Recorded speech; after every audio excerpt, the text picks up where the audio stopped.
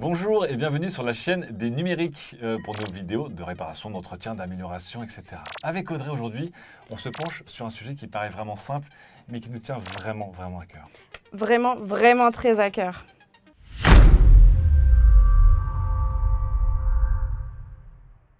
Alors pourquoi les câbles? C'est quand même très simple un câble. Et avant qu'on ait un avenir 100% Apple sans aucun câble, on en a beaucoup de toutes les formes, de toutes les couleurs, avec tous les formats, tous les embouts. Et c'est à la fois un sujet vraiment problématique, beaucoup plus que ce que vous pourriez imaginer. En réparation, etc., j'ai souvent des clients qui viennent me voir avec des câbles dans des piteux états et qui reviennent régulièrement en plus. Alors, entre l'animal de compagnie qui a mangé un bout du câble ou encore les gens qui arrachent carrément tous les câbles de leurs appareils, et bien forcément, on se retrouve des fois avec des kilos et des kilos de fils à n'en plus finir qui partent au recyclage. Alors on va peut-être un peu sauver la planète et sauver aussi des gens. Si vous avez des personnes en détresse autour de vous, si c'est peut-être vous les personnes en détresse, voici des conseils très simples pour améliorer la durée de vie de vos câbles. Commençons avec des câbles qui sont déjà abîmés. Et juste une question toute bête, Audrey, est-ce qu'on peut sauver tous les câbles? Alors, tous les câbles, non. Par exemple, donne-moi des câbles. On va regarder ensemble. Ok, docteur Audrey, regardez ce petit enfant qui a la jambe brisée. Est-ce que ça se sauve, ça? Alors ça se sauve. Ça se sauve et on va vous expliquer comment. Mais en tout cas, on peut le rattraper. Parce Très qu'on bien. voit que c'est une petite surface et que c'est pas encore complètement déchiqueté. Ok, deuxième cas, docteur Audrey, pour un câble qui appartient à notre rédacteur en chef, je dénonce, c'est une honte. Attention, trigger warning. Attention parce que là, non, là on n'est pas sur un soldat qui peut être soigné. Malheureusement, là, quand on voit une surface aussi grande, dénudée complètement, et aussi ici où les câbles sont vraiment à vif, on peut se prendre une châtaigne, Littéralement. ou un petit coup de jus. Et on peut aussi faire sauter les plombs à la maison. Bon, peut-être pas avec simplement ce câble-là, mais on n'est jamais trop prudent. Rip, petit câble, tu pars donc au recyclage et on va essayer de sauver par contre ton petit compagnon qui lui demande une petite intervention.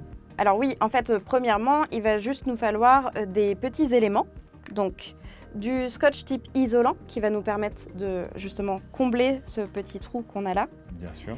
Et des ciseaux. Une paire de ciseaux, je pense que tout le monde a ça à la maison. Je pense qu'on peut y arriver.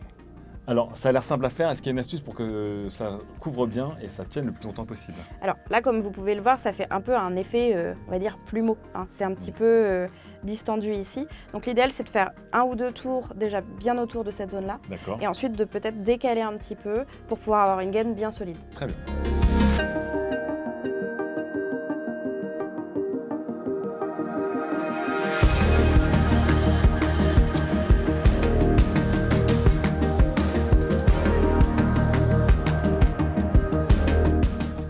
Et voilà, hop, c'est terminé. Oh, petit pépère, il a son petit plâtre. Maintenant qu'on a réparé ce câble qui pouvait encore être réparable, on va vous donner des conseils aussi pour que justement ça dure plus longtemps et que vous ne l'abîmiez pas en quelques jours. Alors du coup, on va tout simplement brancher son câble à un appareil. Et là, je vais te laisser le retirer. Ok. Alors ça, c'est tout ce qu'il ne faut pas faire du coup. Pourquoi?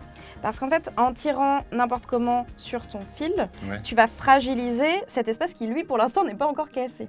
Ok, c'est vrai. Donc malheureusement, en fait, la petite gaine qu'on a ici, l'idéal, c'est plutôt de tirer à partir de ce moment-là et pas sur le câble en bout. Ok, je le refais mieux, tu vas voir cette Ok, satisfaisant. allez. On réessaye. Ah, là, c'est bien fait. Très bien. Alors du coup, on a aussi une deuxième technique pour entretenir et garder ces câbles plus longtemps. Tout simplement, quand tu vas brancher ton câble et que tu vas vouloir le garder autour de ton appareil, par exemple, toi, tu l'enroulerais comment? Comment tu ferais pour le mettre dans ton sac, par exemple? Ben, je l'enroule comme ça. Hop. Alors, tu l'enroules comme à peu près tout le monde aurait fait, Oui. sauf les gens qui gardent leur câble pendant quelques années. Parce que là, comme tu peux le voir ici, tu as ton câble qui est complètement tordu. Et c'est exactement ça qui va faire que petit à petit, il va y avoir des plissures et ensuite, la gaine va se décrocher. D'accord, ok. Donc on lui laisse un peu de jeu, j'imagine. On laisse un peu de jeu. Et l'idéal, c'est surtout même de ne pas transporter ces câbles branchés à ces appareils. D'accord.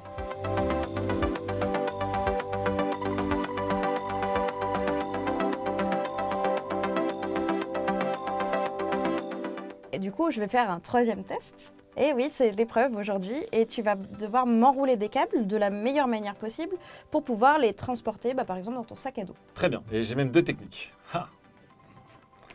Première technique, je joins les deux bouts, je le replie une fois en deux je fais un nœud là-dessus, pas trop serré, pour ne pas justement faire attention du câble. Parfait. Deuxième technique, le nœud papillon. Je le mets là, je l'enroule autour de mes mains. Et avec le petit râpe que j'ai, hop, je l'enroule ici. Hop. Alors? Bah écoute Lame, tu as gagné le grand test enroulage de câbles aujourd'hui et j'espère que les personnes qui regarderont cette vidéo sauront maintenant comment bien transporter leurs câbles dans leur sac à dos.